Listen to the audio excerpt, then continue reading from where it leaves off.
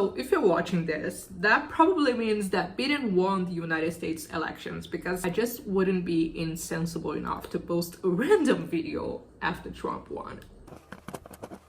This looks so tasty. Oh my god. Also got like some toast to eat with that. I'm so happy. So thanks God, congratulations to you guys. You're finally moving on to a better future. Trump was making our lives miserable as much as he was making yours. With Bolsonaro in the power, still in Brazil for 2 years to come, I have no idea what's going to happen. I'm happy that at least now you guys are a little bit more safe. By the way, yesterday Twitter was going crazy about Gen Zs. Apparently there are a couple of Gen Zs making some problematic TikToks, like putting themselves in a place of fragility and oppression, when that's not necessarily always true. And many of them were white rich kids. They were talking about how if Trump won the elections, they would just invade the parliament and burn everything down, which, well, I'm not completely against. No, just kidding. But yeah, that's not the problem exactly. But the problem is when people that are not exactly oppressed people just try to put themselves in the place of minority groups that are actually being oppressed, you know? But I don't think that's a problem with only Gen Zs.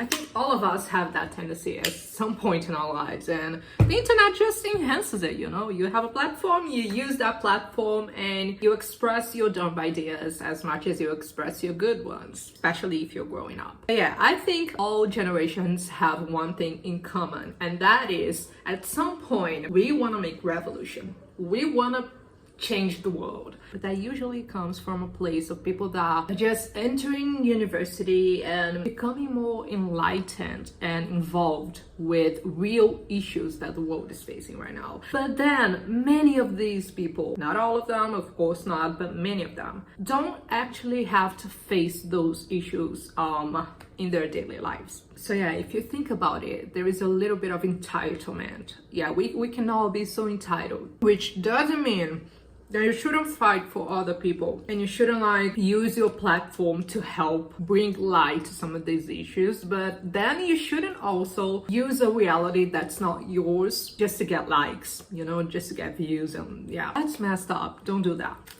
I do believe that Gen Zs are growing to become more politically engaged and socially engaged than my generation, the millennials, or let's not even mention the boomers. But that doesn't mean that boomers were all uninterested about the topic, and that doesn't mean that my generation wasn't as well. I mean, it's alright that many of you guys think that millennials are just interested in Harry Potter. I mean, I won't disagree. Though I will. I have to, because that's not true. And if you think about it, the way Gen Zs are behaving right now is entirely related to the references they had when they were growing up as well. I don't want to be the one to make that comparison, but Twitter already did, filming TikToks about the way you're gonna change the world and revolutionize politics. But then doing that, taking the place of Black people, of poor people, of Latino communities, or natives, maybe it has to do with the fact that you guys grew up watching Hunger Games. Ooh, I'm about to get cancelled again. Just facts. The same way that my generation has a tendency of using Harry Potter to look at social issues, even though we have that who must not be named as creator of this fandom, is in itself a little bit stupid. I can relate to that. As a millennial, as a Potterhead, I can look at the way that some fans try to make everything about Harry Potter. Yeah, I can admit that that's silly. The same way that boomers making everything about Star Wars was also silly, though I seriously don't think that they were seeing Star Wars in the right light. Honestly, I mean, there are Trump voters and Bolsonaro voters out there that are huge Star Wars fans, so yeah, maybe you're not interpreting that story right. If you're white and rich and have access to the internet, that means you're so privileged already, so privileged. So maybe don't think that poor people and Black people, queer people as well. And I'm not considering the fact that there are many queer people on TikTok. I'm not just closing my eyes to that. I do know that that's a reality, but yeah, maybe just try and put yourself in other people's shoes, not in the way that you're doing, and try to understand that it's not that easy to go against authority when you're in a place that could really hurt you. That could potentially mean that you're going to jail or even dying if you're Black, for example. So yeah, basically it's easy for me to say from the place I'm in right now, from the safety of my bedroom, that older generations weren't interested in changing the way things are, and that my generation is better because of that, and that I'm going to change that. My generation alone is going to change that and go to the streets and fight. It's easy to say. It's not as easy when you're out there in the streets and a policeman just points a gun to your head. I mean, I never went through that experience. I don't know what that's like, but we see that happening every single day. So please, please, please, just respect. Yeah, just respect other people. I mean, if people weren't really interested in fighting, do you think we would have the reality that we have today? We wouldn't. Stonewall happened for a reason. The suffragettes happened for a reason, because they were unhappy with the way women, with the way queer people were treated, and they went to the streets and they fought for us. So I'm so thankful for those people, because if it weren't for them, I wouldn't be able to go on TikTok today. I wouldn't be able to say openly that I'm queer. I wouldn't be able to vote because I'm a woman. So yeah, this seems like me having a huge rant about Gen Zs.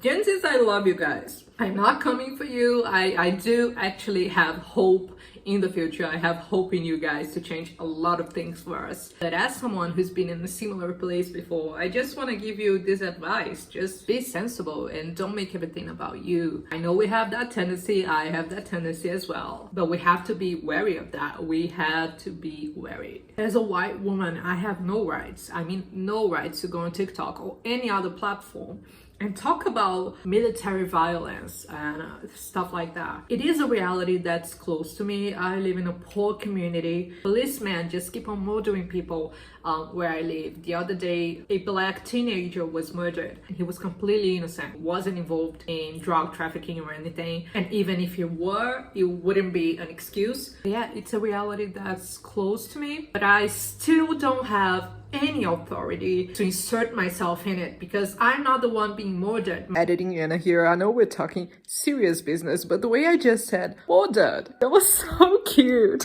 I have no authority to claim it for myself. I'm not the one going out afraid that I might be not coming back home.